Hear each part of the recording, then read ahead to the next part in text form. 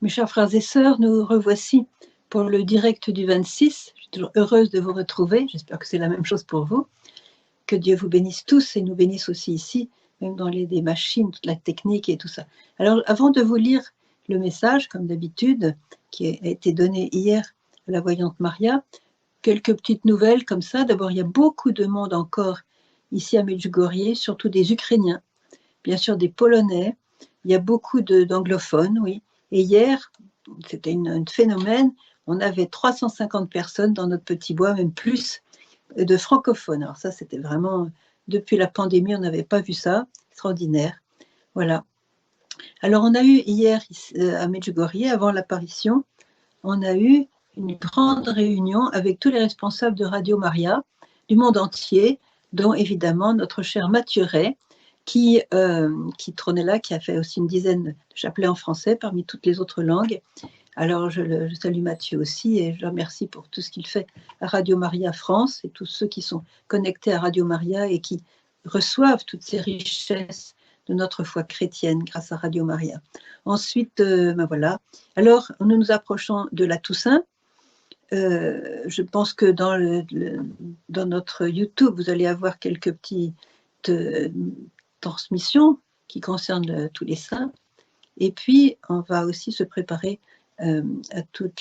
au jour des âmes défuntes, c'est-à-dire les âmes du purgatoire. Et voilà, là aussi, je voudrais dire un petit mot là-dessus, c'est très important. Voilà, grosso modo, bon, ben voilà. Oui, une petite chose très, très importante aussi, c'est qu'il y a un très beau livre qui vient de sortir au Parvis, en Suisse, et c'est un livre sur Don Dolindo. C'est la première fois que quelque chose en France sort, et je vous le recommande infiniment. C'est un saint de Naples qui fait encore beaucoup, beaucoup de miracles, et surtout qui donne la paix, qui donne la paix à tous ceux qui sont inquiets, qui sont tourmentés, qui sont ravagés intérieurement par toutes sortes d'épreuves, etc. Enfin, c'est extraordinaire le travail qu'il fait. Donc, ça s'appelle « C'est à toi d'y penser », c'est le titre du livre, et c'est donc un recueil de... C'est sa nièce qui a écrit ce livre, et elle était très liée avec lui, et donc c'est un très beau livre, je le recommande, aux éditions du Parvis, donc en Suisse. Voilà. Maintenant, je vous lis le message. Chers enfants, le Très-Haut me permet d'être avec vous et d'être pour vous joie et chemin d'espérance. Car l'humanité s'est décidée pour la mort. C'est pourquoi il m'envoie pour vous enseigner que sans Dieu, vous n'avez pas d'avenir. Petits enfants, soyez instruments d'amour pour tous ceux qui n'ont pas connu le Dieu d'amour. Témoignez joyeusement de votre foi et ne perdez pas l'espoir en un changement du cœur de l'homme. Je suis avec vous et je vous bénis de ma bénédiction maternelle. Merci d'avoir répondu à mon appel. C'est un message qui est très fort. C'est un message qui déjà nous a valu beaucoup, beaucoup de questions. C'est un message qui allie la mort, le fait de ne pas avoir d'avenir, et l'espérance et la joie. Donc, il n'y a pas de contradiction dans ce que dit la Sainte Vierge. D'abord, le Très-Haut me permet d'être avec vous. Donc, on est encore dans ce temps de grâce. Je l'avais dit plusieurs fois. Au départ, ce n'était pas le plan de Marie de rester si longtemps pendant tant d'années. Et pourquoi elle le fait? Par la permission de Dieu, parce que c'est une maman qui souffre. C'est une maman qui souffre justement de voir le monde dans quel état il est, un monde qui est devenu tellement, non seulement athée, mais contre Dieu, révolté contre Dieu et ignorant Dieu, ou même luttant contre Dieu. Et ceux qui sont chargés de le donner, c'est-à-dire les prêtres et les consacrés, etc. Donc, la Vierge a reçu du Très-Haut, et n'oubliez pas que le Très-Haut, c'est lui le maître du monde, attention, hein. Satan n'est pas le maître du monde, par moments il règne. Vous savez qu'à Gethsémani, quand Jésus s'est fait arrêter, il s'est fait arrêter comme un agneau innocent qui se laisse conduire à l'abattoir, et il a dit c'est votre heure et le règne des ténèbres. Mais cette heure n'a pas duré, elle a même duré très peu, parce que même pas 3 jours après, c'était la résurrection. Donc vous voyez, n'oubliez jamais que Dieu est le maître du monde. Et même si Satan veut nous faire croire que c'est lui qui mène la danse, c'est une illusion. Et si Dieu permet qu'il y ait beaucoup de choses terribles qui se passent dans le monde aujourd'hui, et on n'a sans doute pas fini encore, c'est parce qu'il veut tirer un bien de ce mal. C'est comme ça que Dieu fait. C'est comme le Père a tiré un bien de la crucifixion de son Fils Jésus sur la croix et a préparé ainsi notre salut à tous. Voilà. Alors, donc, le Très-Haut me permet d'être avec vous. Donc, elle est avec nous, réjouissez-vous. Et elle dit, et d'être joie pour vous. Joie. Et ça, on peut témoigner que quand on est avec la Sainte Vierge, il y a une joie imprenable, imprenable. Personne ne pourra nous retirer cette joie d'être avec la Sainte Vierge, de vivre avec elle, de travailler avec elle, de la prier, de sentir son amour, de savoir qu'elle nous protège, qu'elle nous guide, qu'elle nous accompagne. C'est une joie immense que ceux qui ne connaissent pas Dieu ne connaissent pas. Ils n'ont aucune idée de cette joie qu'on a dans notre cœur. Alors d'être pour vous joie et chemin d'espérance. Alors là, elle place le mot-clé, l'espérance. Elle le place là avant de nous donner la phrase qui fait peur à tout le monde, chemin d'espérance, car l'humanité s'est décidée pour la mort. Alors, comme je le disais, il n'y a pas de contradiction, parce que l'humanité, d'abord, elle a dit d'être pour vous. Donc, c'est nous qui sommes croyants, et peut-être que dans ceux qui nous écoutent, il y a des gens qui marchent vers la foi, qui sont en chemin, qui sont en recherche, voilà. Et donc, pour vous, je suis joie et chemin d'espérance. Et après, elle dit l'humanité. Donc, c'est un peu global. Et l'humanité s'est décidée pour la mort, mais nous ne sommes pas, nous, décidés pour la mort. Vous voyez ? Elle est joie pour nous, elle est chemin d'espérance, parce que nous ne sommes pas décidés pour la mort. L'humanité, c'est peut-être décidé pour la mort, mais l'humanité, voilà, c'est l'humanité, c'est la plupart des gens peut-être, mais il y a un petit reste de croyants dont vous faites partie, et qui fait que cette humanité, cette patte humaine, si vous voulez, eh bien, ne sombrera pas parce qu'il y a ceux qui sont croyants. Et c'est toujours une petite minorité dont le Seigneur s'est servi pour, je dirais, sauver toute la patte humaine. Donc l'humanité s'est décidée pour la mort. Alors, à chaque fois que cette parole de mort, c'est pas une parole de mort, mais cette évocation de la mort peut nous donner de la peur, de l'inquiétude, peut-être même de l'angoisse ou de l'anxiété, disons. Alors, Satan est très très fort pour nous donner des pulsions d'angoisse, des pulsions. D'un seul coup, on est un petit peu perdu, on a une pulsion d'anxiété. C'est qu'il faut réagir tout de suite en bénissant le Seigneur, en faisant un acte de foi. Seigneur, je sais que tu existes, je sais que tu m'aimes, et je ne suis pas vouée aux influences mauvaises, aux démons. J'ai choisi la vie, j'ai choisi l'amour, j'ai choisi l'espérance, j'ai choisi la charité, j'ai choisi la foi. La foi. Voyez? Alors, faites attention à ces espèces de petites visitations des esprits mauvais qui veulent vous mettre dans l'anxiété, qui veulent vous mettre dans l'angoisse. Et cette parole, si la Vierge nous l'a dit, c'est parce qu'elle constate, elle est obligée de nous dire la vérité. Et s'il nous dit cette vérité aujourd'hui, c'est pour nous faire réagir, voyez? C'est pour nous, comment dirais-je, peut-être nous piquer au vif, voyez? Et elle nous invite donc à cette décision, voyez, comme l'humanité s'est décidée pour la mort, eh bien nous nous décidons pour la vie. Et combien de fois en 41 ans d'apparition, la Vierge nous a-t-elle dit, décidez-vous pour Dieu, chers enfants, décidez-vous pour l'amour, décidez-vous pour la sainteté. Elle l'a dit 100 fois, au moins 100 fois. Et voilà qu'aujourd'hui, elle nous parle de l'humanité. Donc un mot global, qui s'est décidée pour la mort. Bon, je n'ai pas besoin de dire en quoi elle s'est décidée pour la mort, puisque maintenant, on fait de la publicité pour tout ce qui donne la mort. C'est très simple, que ce soit l'alcool, la drogue, le satanisme, le spiritisme, les déviations sexuelles, changer de sexe dès l'enfance, pour être bien sûr que tout le monde devient stérile, que la vie va s'arrêter sur la terre. Mais Jésus est plus fort que ça. Jésus est bien plus fort que ça. Voyez? Voilà. Alors, Jésus est le maître du monde et il est capable de rendre quelqu'un stérile, fécond. On l'a vu dans l'histoire du salut. Voilà.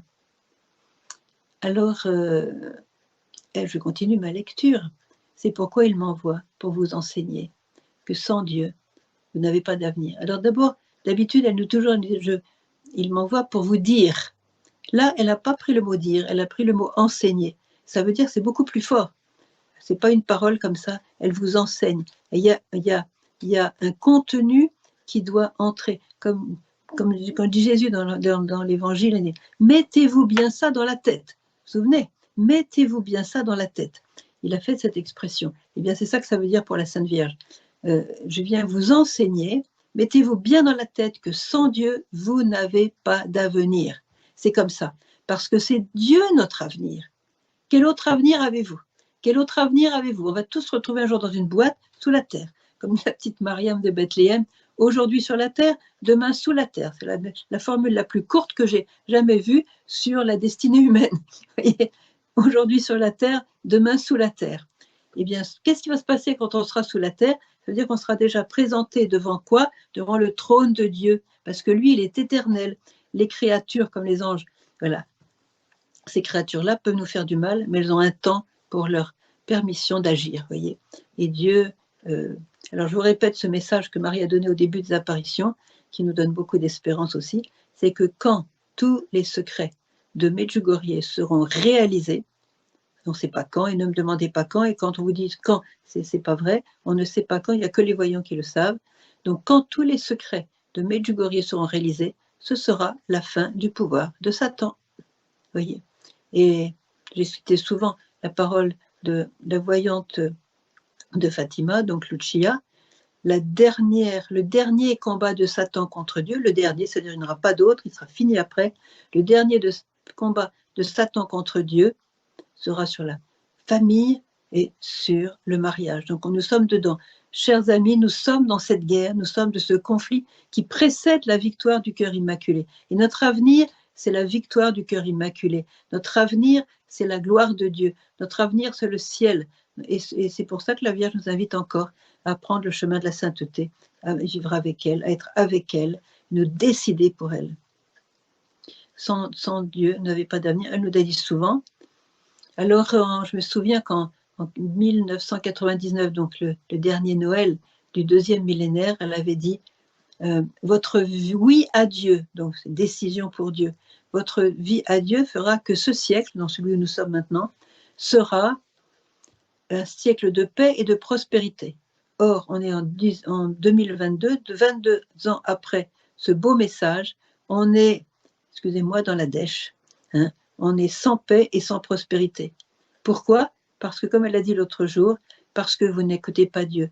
Cette crise dans laquelle vous vous êtes mis, parce que vous n'écoutez pas Dieu. Autrement dit, on ne va pas pleurer sur le mal qu'on a fait, on n'a pas à pleurer sur les trains qu'on a ratés, on va se décider avec ce message très très fort, parce que là maintenant, le temps presse de faire vraiment, de décider pour Dieu, de vivre les messages, de vivre l'évangile. La parole de Dieu est vie, mes chers enfants, mes chers amis. La parole de Dieu est vivante. La parole de Dieu, c'est l'esprit qui transforme tout, l'esprit qui a ressuscité Jésus d'entre les morts. Et petits enfants, soyez instruments d'amour pour tous ceux qui n'ont pas connu le Dieu d'amour. Alors, voilà. Combien de fois elle nous a demandé instrument d'amour. Vous voyez, elle nous dit que le monde s'est décidé pour l'amour, et après elle nous dit être instrument d'amour. Vous voyez, c'est ce petit reste. J'insiste beaucoup sur petit reste parce que c'est toute la spiritualité de Grignon de Montfort, c'est aussi la spiritualité du père Dondolindo, c'est la spiritualité, non, même dans la Bible, ce petit reste, c'est ceux qui restent fidèles envers et contre tout, à tout prix. Voyez, et ceux-là, ils sont appelés d'être instruments d'amour. Et comment sont-ils instruments d'amour? Parce que dans la prière, ils reçoivent l'amour de Dieu. On ne peut pas donner l'amour quand on n'a pas reçu l'amour. Ça ne marche pas. Il faut recevoir l'amour, parce qu'en nous, sur le plan simplement humain, hein, on n'a pas d'amour. L'amour doit être reçu. Et même le petit enfant ne se forme bien dans son équilibre, dans son équilibre, dans son amour, dans sa structure interne, je dirais, que quand il y a de l'amour, voyez. Alors, on va recevoir cet amour comment? Par la prière, par la contemplation, par l'adoration. On ne le répétera jamais assez. Ce qui va nous sauver, mes chers frères et sœurs, aujourd'hui, c'est l'adoration. L'adoration. Quand vous êtes dans votre chambre, vous pouvez adorer, fermer les yeux et vous mettre en esprit devant le Saint-Sacrement de votre église, ou même une hostie exposée dans une chapelle d'adoration. Mais faites-le, parce que vous recevrez l'amour et vous serez étonnés de la dose d'amour qui viendra dans votre cœur. Soyez instruments d'amour pour tous ceux qui n'ont pas connu l'amour de Dieu. Alors, témoignez joyeusement de votre foi. Joyeusement, vous voyez, on est encore la joie, on a encore l'espérance. Vous voyez, témoigner, ça veut dire, voilà, de votre foi. Je me souviens d'un prêtre franciscain italien qui est là, le père Francesco, et lui, il a été pendant longtemps, il a été, je dirais, aumônier dans la clinique Gemelli à Rome. Et comme aumônier, il faisait les chambres. Voilà. Il proposait l'Eucharistie, le sacrement de la confession. Il évangélisait quand il pouvait, quand il y avait une porte ouverte à une attention, une écoute. Voilà. Et il avait son franc-parler, il n'hésitait pas à dire les choses telles qu'elles étaient, tout ça. Et voilà qu'un jour, il se retrouve dans la chambre de deux agnostiques, mais alors agnostiques qui ne savaient rien de chez rien sur Dieu. Alors vraiment, c'était... La femme était baptisée, l'homme, je ne sais pas. Et la femme était mourante. La femme, d'après les médecins, en avait pour quelques heures à vivre. Donc, vous voyez, elle n'allait même pas rentrer dans la nuit, elle avait quelques heures à vivre. Alors, donc, le prêtre le savait, et il s'est dit, bon, il va falloir aller vite avec elle, parce qu'elle était consciente. Le mari était là, présent dans la chambre. Donc, il lui parle du bon Dieu, il lui parle, voilà, de la foi, et je ne sais plus exactement ce qu'il a raconté, je n'étais pas là. Et puis, il lui parle du sacrement des malades, le sacrement, vous voyez, qui peut guérir, qui peut en tout cas faire du bien à l'âme. Et elle, c'était un langage complètement nouveau, et elle s'est intéressée. Parce que ça lui a donné un but. Elle savait qu'elle allait mourir, elle savait qu'elle allait se retrouver sous la terre dès le lendemain. Donc, ça lui a donné une ouverture, ça lui a donné une perspective, ça lui a donné un futur, vous voyez. Et du coup, elle a dit au prêtre à la fin, elle dit, ben pourquoi pas. Alors lui, il a sorti ses petites huiles, tout ça, son étole. Il a donné le sacrement avec tout son amour, tout son cœur de prêtre et tout ça. Et bien le lendemain, elle sortait guérie de l'hôpital, enfin de la clinique Gemelli. Elle a été guérie instantanément. Et je ne sais pas ce qu'elle est devenue après parce que moi, je n'ai pas su. Mais voyez. Et pourquoi, comment ça s'est passé, cet événement? Parce que ce prêtre a témoigné joyeusement de sa foi. Voilà, c'est ça. Il a témoigné joyeusement. Il n'a pas été là comme un fonctionnaire qui dit allez, je fais la chambre, je propose, et puis elle va dire non, puis je vais faire une autre chambre, etc. Vous voyez, comme ça, comme un fonctionnaire. Non, non, non, non. Il a témoigné, c'est-à-dire qu'il avait dans les yeux la lumière du Christ. Il avait dans son sourire, et cette femme s'est sentie aimée, elle s'est sentie rejointe, il a senti la compassion pour sa souffrance. Et voilà, il a témoigné joyeusement de sa foi, dans la foi de l'Église. Il a proposé ce qu'il avait, c'est-à-dire le sacrement. Nous, on n'a peut-être pas le sacrement à proposer, mais on a aussi d'autres choses à proposer. On a la possibilité d'être charitable et tout ça. Voilà. Alors, voilà. Alors, ne perdez pas l'espoir en un changement du cœur de l'homme. J'ai souvent parlé de la prophétie de Marthe, qu'il y aurait donc cette nouvelle Pentecôte d'amour, cette illumination des consciences, appelez-la comme vous voulez, c'est-à-dire qu'une action particulière du Saint-Esprit, unique dans l'histoire du salut, il n'y a pas eu avant et il n'y aura pas après, cette illumination des consciences, cette nouvelle Pentecôte d'amour qui va toucher tous les hommes de toutes les races, de tous les peuples, de tous les pays, de toutes les langues, et de tous les âges, et de tous les sexes, etc. Tout le monde va recevoir cette lumière du Saint-Esprit et donc voir ce qu'il verra, c'est-à-dire il verra son âme telle que Dieu la voit. Et ça, c'est un événement qui a commencé. Marie, attention, Marie ici n'a jamais parlé de l'illumination des consciences, mais elle a parlé de l'Esprit Saint, des fusions du Saint-Esprit, et en tout cas, elle le fait. C'est-à-dire que dans les gens qui viennent parmi les pèlerins, eh bien, combien ont vécu cette illumination des consciences? J'ai enregistré, il n'y a pas si longtemps que ça, il y a quelques mois, le témoignage extraordinaire de celle qu'on appelle Maria de l'Himalaya, qui était une belle avorteuse, disons, elle était, comment on appelle ça, elle faisait des avortements toutes les 15 minutes pendant 10 ans, toutes les 15 minutes, un nouvel avortement. Elle était contre tout ce qui est pour. Elle était contre Mère Teresa, elle était contre le pape, contre la foi, contre les prêtres, contre la religion, elle avait tout contre. Et donc, bon, je vous recommande son témoignage, donc sur vidéo, s'appelle Foudroyé à Katmandou, je ne sais plus exactement le titre. Donc, alors il y a 3 parties, et j'ai remarqué qu'il y a beaucoup plus de vie dans la première partie qui concerne son vie de péché que la deuxième partie qui concerne donc son expérience extraordinaire dans une chapelle de Mère Teresa à Katmandou, comment l'Esprit Saint lui est tombé dessus, mais vraiment tombé dessus. Elle a vu toute sa vie, elle a vu son péché, elle pensait qu'elle allait directement en enfer, voilà.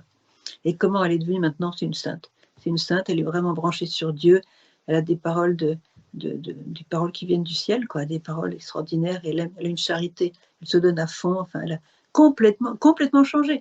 Quand on voit un tel changement, on dit, ah, Marie a raison, on peut espérer dans le changement du cœur de l'homme. Alors, on va commencer par soi-même, hein. Je dis ça aussi à moi-même, commencer par soi-même. Je me souviens que la Sainte Vierge, elle, dans une rencontre, une apparition, elle était très très soucieuse de ceux qui allaient bientôt mourir. Elle le sait, vous voyez, elle le sait. Et alors, elle apparaît, elle donne son message, elle prie, tout ça. Et au début des apparitions, il y avait des apparitions qui duraient beaucoup plus longtemps. Donc, elle prenait du temps, elle priait beaucoup, elle priait sur les gens, etc. Il y a même certains qui allaient embrasser dans la foule. Voilà, je connais un ami belge, elle a embrassé. Enfin, après, pendant 1 an, il était au ciel. Voilà. Et donc, ce jour-là, elle est rentrée dans la foule aussi, et elle se dirigeait direct sur les personnes qui allaient mourir. Elle savait que c'était ces personnes-là. Seuls les voyants le voyaient, ceux qui ont témoigné. Les personnes ne savaient pas dans la foule. Et elle faisait une petite croix sur le front de ceux qui allaient mourir, et pour les préparer, voilà. Et donc, je voudrais dire ça parce que c'est bientôt la Toussaint, c'est bientôt aussi le jour des défunts, et donc il faut vraiment, je vous exhorte vraiment à vous préparer pour cette fête de la Toussaint en vous décidant pour la sainteté. Je vous invite aussi à prier beaucoup pour les âmes du purgatoire, et là je vais vous raconter une petite anecdote que j'ai déjà un peu publiée dans mes nouvelles. D'ailleurs, je vous recommande de vous inscrire pour recevoir les nouvelles, donc gospa.fr@gmail.com, parce que là, vous avez beaucoup de choses, vous avez le message, et puis vous avez beaucoup d'informations qui pourront vous permettre de rester vraiment connecté avec Medjugorje. Toujours est-il que cette histoire, voilà, donc vous la verrez sur mes news. La voici. C'est en Italie que ça se passe. C'est le cardinal de Vicenza qui s'appelle Vicenza, la ville de Vicenza, qui s'appelle le cardinal Borodeo, un truc comme ça. Excusez-moi. Cardinal, oui, c'est ça, de Vicenza, la ville de Vicenza. Donc, pareil, il était dans un hôpital et puis il rentrait dans la chambre d'un mourant. Et voilà. Il commence à sortir ses huiles, à préparer tout, son itole, il parle avec la personne et tout ça. Et d'un seul coup, il a une sorte de vision et il voit plein de gens arriver dans la chambre, sur le lit du mourant, qui sont passés à travers les murs, je ne sais pas trop comment ça s'est passé. En tout cas, ils étaient là avec lui pour le réconforter d'une part, et aussi pour chasser les démons qui tentaient cet homme à l'issue de sa vie. C'était les épreuves de fin de vie, quelquefois c'est comme ça. Alors, et tous ces gens sont arrivés, c'était des bons esprits qui ont chassé tous les démons mauvais, et le cardinal était là, se dit mais qu'est-ce qui se passe, d'où ils viennent? Et il a demandé mais qui êtes-vous? Et ces âmes ont répondu, nous sommes des âmes au ciel et nous venons chercher cet homme parce que ils étaient 800, vous voyez, et nous sommes 800, et nous venons chercher cet homme parce que par ses prières et ses offrandes, nous avons pu aller au ciel. Nous étions au purgatoire et ces prières et ces offrandes nous ont permis d'aller au ciel. Et donc nous venons le chercher, nous venons l'escorter pour lui permettre d'aller directement au ciel sans passer par les tourments du purgatoire.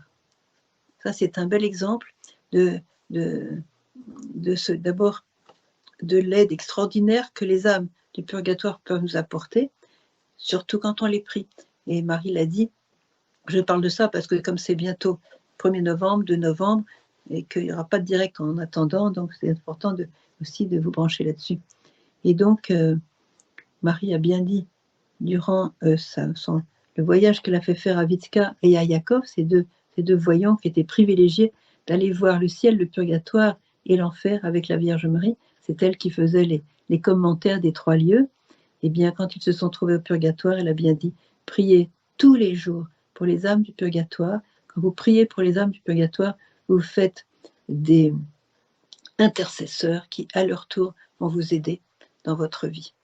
Alors, on oublie beaucoup trop les morts, les âmes du purgatoire. On s'en souvient avec des photos. Est-ce qu'il était gentil? Est-ce qu'il était bon? Est-ce qu'on va peut-être mettre des fleurs? Mais tout ça, ça n'aide pas. Il faut bien le savoir, ça n'aide pas.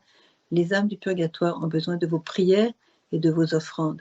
Et la plus belle offrande que vous puissiez faire, c'est de faire célébrer une messe ou plusieurs messes pour les âmes du purgatoire.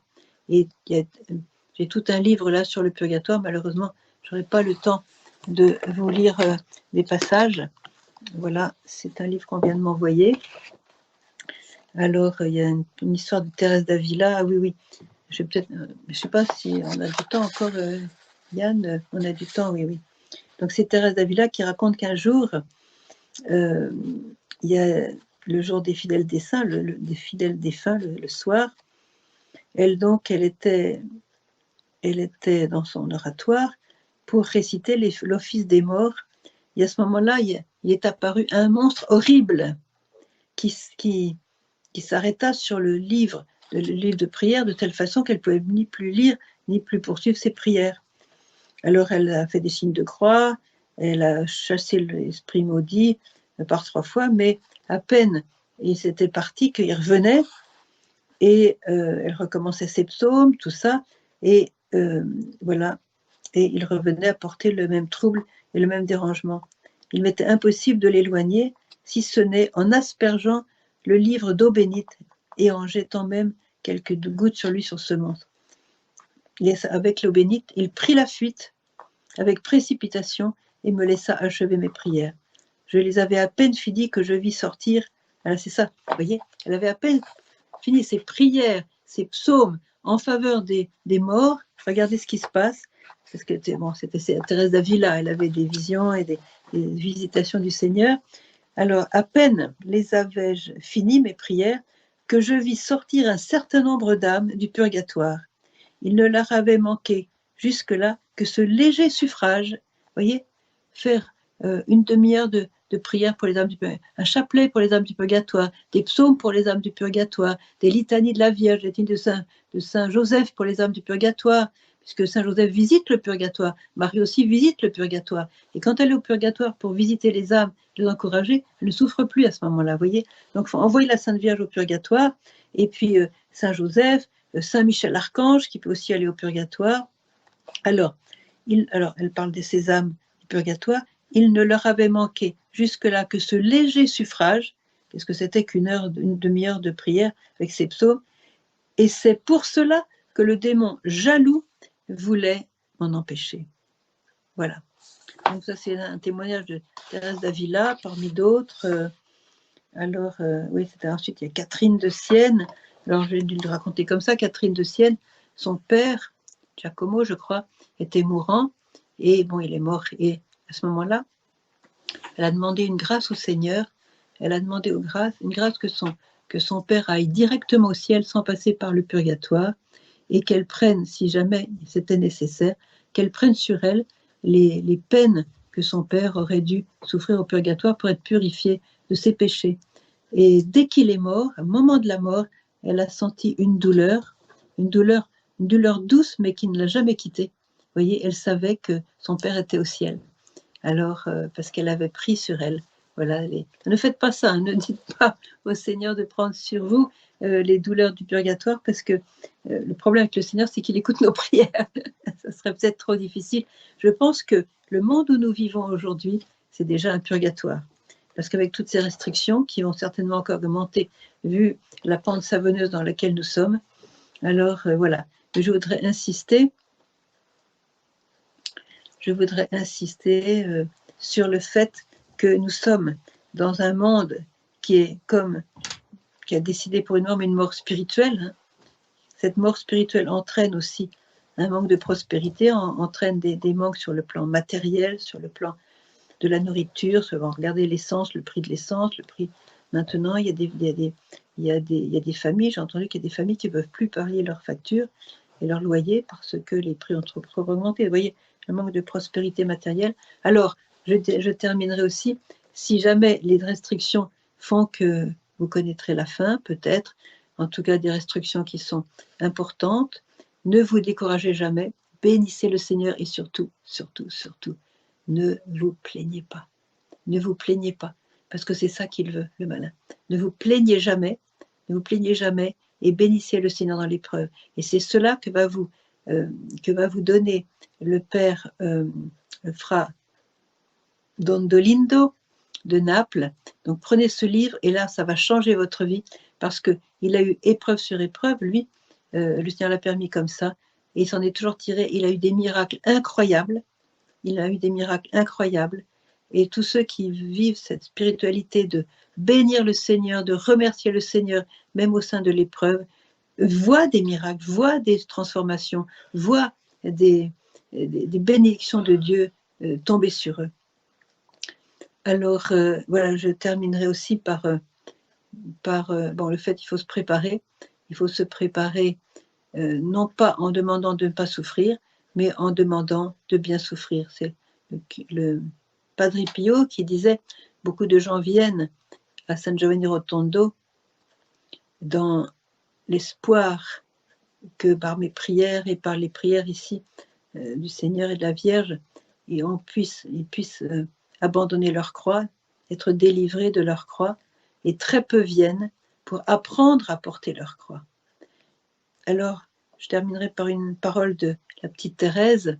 La petite Thérèse, donc, elle était au Carmel avec sa sœur Céline, et Céline lui avait fait part d'un prêtre qui était dans l'épreuve. Et elle a écrit un texte qui est très beau, je vais essayer de le publier aussi bientôt, où elle cite cette parole d'un prêtre qui était aussi dans l'épreuve, et elle disait « Le plus grand honneur que Dieu puisse faire à une âme, ce n'est pas de lui donner beaucoup, c'est de lui demander beaucoup. » Je répète, le plus grand honneur, c'est-à-dire la gloire, des injections de sainteté, vous voyez, que le plus grand honneur que Dieu puisse faire à une âme, ce n'est pas de lui donner beaucoup, mais de lui demander beaucoup. Alors, mes chers frères et sœurs, soyez instruments d'amour, décidez-vous pour la vie, décidez-vous pour Dieu, vivez l'évangile, vivez les messages de la Vierge Marie, vivez avec elle, entrez dans son manteau maternel où elle veut vous étreindre de tout son amour maternel, de toute sa tendresse, elle veut vous rassurer sur le chemin, elle veut vous donner sa joie, et Jésus lui-même dit, vous aurez ma joie, ma joie sera à vous, mais il faut suivre, se débarrasser du péché, faire une bonne confession, se préparer à la rencontre avec le Seigneur, et puis beaucoup prier pour ceux qui sont déjà partis, ceux qui sont en train de partir, et de demander la grâce de vivre cette époque qui est difficile, dans la louange, dans la confiance, dans l'espérance, et nous laisser changer, parce que le Saint-Esprit veut nous changer. S'il a changé 11 hommes, je dis 11 parce que Judas était déjà plus là, s'il a changé 11 hommes apeurés, timides, mal dégrossis, on le voit dans l'Évangile, il les a changés en des hommes intrépides, qui n'avaient peur de rien, qui sont allés au bout du monde, comme saint Thomas, vous voyez, pour évangéliser, qui n'ont pas eu peur de la mort, de se faire prendre, de se faire persécuter. Alors l'Esprit Saint a fait ça le jour de la Pentecôte, et nous attendons cette Pentecôte, et cette Pentecôte a déjà commencé. Cette Pentecôte a déjà commencé, et alors ouvrez vos cœurs pour qu'elle commence aussi aujourd'hui, ce soir même, dans votre cœur et dans votre vie. Nous prions ensemble pour cela, bien sûr. Que Dieu vous bénisse tous, le Père Créateur, le Fils Rédempteur et l'Esprit Saint, le Consolateur et le Sanctificateur. Alors maintenant, nous allons penser aux questions.